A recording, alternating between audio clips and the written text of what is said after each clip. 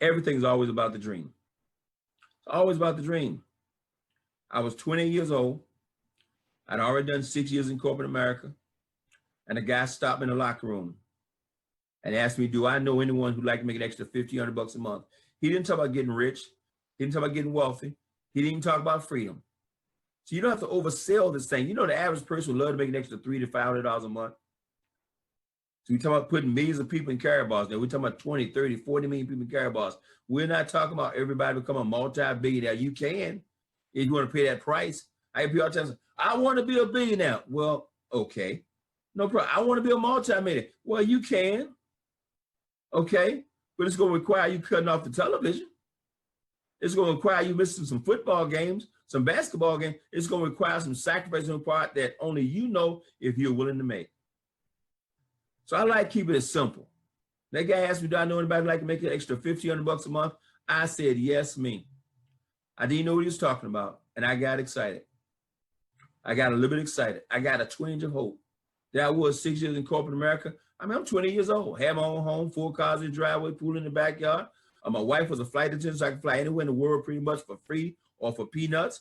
Okay, I had all the cars I wanted to drive, didn't buy insurance, didn't put gas in them. The company fed me 5, 6 nights a week. I'm living on a company expense report. I mean, I live a lifestyle people dreamed about, wore my shirt and tie to work, my briefcase. I look good, status good, but as far as I was concerned, I was still broke.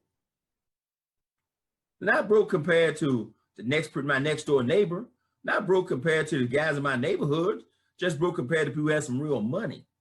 That makes sense? Just like one of my nephews one day asked me, Uncle Tyrone, people in the family say you're rich. I said, well, compared to you, I'm rich. You don't have any money. But compared to Oprah, Uncle Tyrone broke. Okay, it's a relative term. Money is relative. And money is not to do all to say all. Okay, because when you have some serious health issues going on that money can't solve, you realize how unimportant money is. But I tell you what, I got started. And I'll never forget that first meeting I was sitting there, Mr. Williams, Miss Abram. I'll never forget it. I'm sitting at first meeting on about 200 people in that room, maybe 180, 200 people. And that guy was talking about homes and cars. He was talking about all these material things you can have. And I'm sitting saying, man, I got 4 cars in the driveway now. I got 2 Lincolns in the driveway, a Ford Mustang and a Grand Marquis, 2 company cars and 2 I own. I was just sitting there, didn't mean anything to me. But all of a sudden he started talking about something that meant something. He said, have you ever thought about being free? Now, as far as I was concerned, I thought I was free. I mean, he talking about the height of ignorance. I thought I was free. He said, ever thought, no, I mean really free. I said, man, I'm free right now. He said, I know that some of you sitting there thinking you're free. He said, if you think you're free, don't show up on Monday, Tuesday, and Wednesday, and by Thursday, you'll be free. And when he said that, it hit me. I was not free. He said, freedom is when you throw away the alarm clock and you sleep to the crack of noon. Freedom is when you wake up in the morning and do what you want to do with your life. Freedom is when you go to that golf course on Tuesday, Wednesday, and Thursday and play golf when everybody else is at the office. Freedom is when you go fishing on Tuesday, Wednesday. Freedom is when you stroll in the movies with your kid on a Wednesday afternoon and there's nobody in the movie theater but you and your child because everybody else is at work. Freedom is when all the fathers at work and you're the only father at the Little League baseball game with your kid or your grandkids. Man, he started painting that picture for freedom, guys.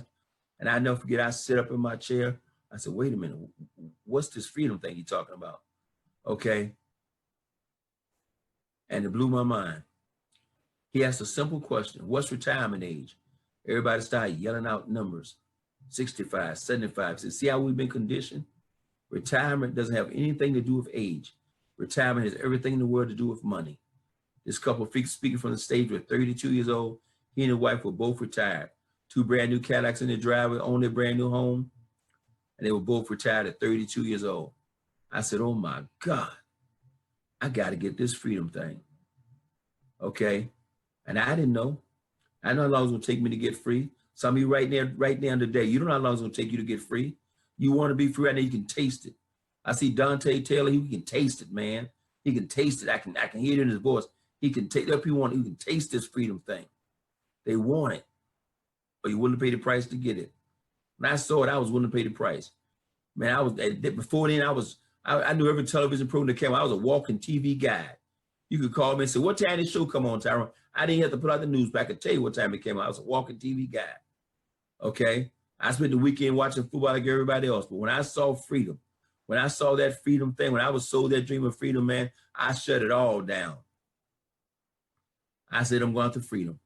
And at 32 years old, I was able to, my wife and she was able to walk away from a job she'd been on for 8 years as a flight attendant for U.S. Air. And she walked, yes, we gave up the flying privileges. Yes, we gave the benefits. Yes, we gave up the stock options, gave it all up. Okay, why? So I had a kid, and he didn't even know his mama. He'd come home, and she'd go to reach for him, and he'd run. Because she's flying, and she didn't know him, and he didn't know her. Okay, it was breaking her heart. I said, quit. And she walked away at 32 years old.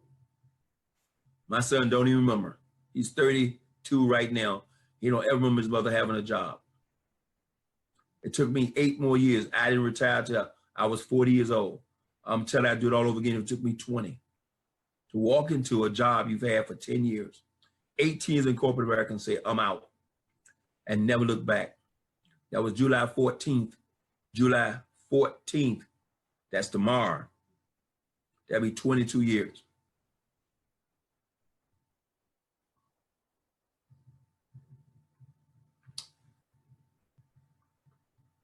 Freedom. What it's all about.